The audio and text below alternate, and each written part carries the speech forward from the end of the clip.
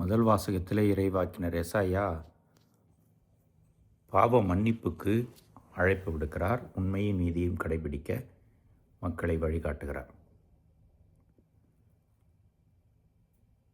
சிவப்பாக இருக்கிற பாகம் வெண்மையாக மாறும், வெண்பனி போல் பஞ்சை போல் என்று உதாரணம் காட்டுகிறார்.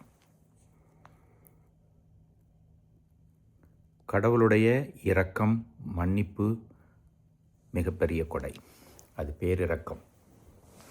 இந்த தவக்காலத்திலே அதை பெற்றுக்கொள்ளதான் நாம் அழைக்கப்படுகிறோம். கடவுள் திருமுன்னிலையிலே தாட்சியோடு இருக்க வேண்டும்.